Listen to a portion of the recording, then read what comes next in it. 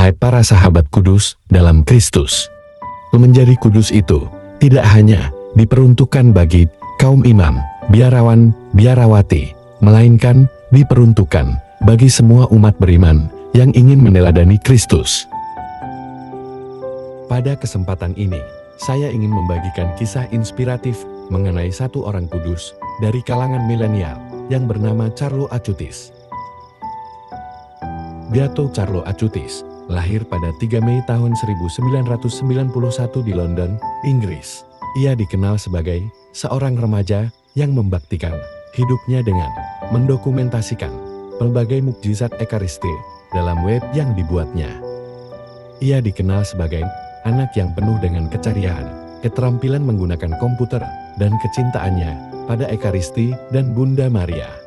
Pada tanggal 16 Juni tahun 1998, ketika berusia 7 tahun, ia menerima komuni pertama di Biara Santo Ambrosius di Milan. Ia sering menghadiri perayaan Ekaristi, menghadiri adorasi Ekaristi. Baginya, Ekaristi adalah jalan tol menuju surga. Bahkan ketika berusia 12 tahun, ia menjadi seorang katekis di gereja parokinya, Santa Maria Segreta.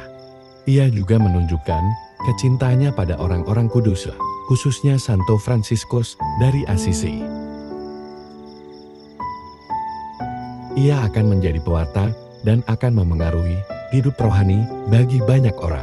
Sumbangan terbesar darinya ialah situs web yang ingin ia tularkan kepada generasi muda dan umat beriman mengenai pentingnya Ekaristi Kudus dan membuat daftar penampakan Bunda Maria yang telah disetujui gereja. Meskipun hidupnya sangat singkat, namun ia telah mewariskan kekayaan terbesar bagi seluruh umat beriman akan pentingnya Ekaristi Kudus. Untuk itu, ia berkata, dengan berdiri di hadapan Kristus dalam Ekaristi, kita menjadi suci. Di balik keceriaan yang ditampakkannya, ia ternyata menderita penyakit leukemia. Namun, ia tidak mengeluh. Ia meninggal dunia pada tahun 2006. Ia pernah mengatakan kepada ibunya bahwa nanti Tuhan mengizinkan dia untuk melakukan mukjizat setelah kematiannya. Dan itu menjadi kenyataan. Ada beberapa mukjizat yang membuatnya dibeatifikasi oleh gereja pada bulan Oktober tahun 2020. Seorang anak di Brasil yang menderita penyakit pankreas langka disembuhkan berkat pertolongan doa Carlo Acutis setelah menyentuh relikuinya, sepotong pakaian. Keajaiban kedua dialami seorang gadis dari Costa Rica yang menderita trauma kepala serius setelah jatuh dari sepeda di Florence, Italia, tetapi berhasil sembuh ketika ibunya berdoa di makam Acutis di Assisi. Gereja menjadikannya sebagai pelindung internet. Ia juga dijuluki sebagai influencer Tuhan.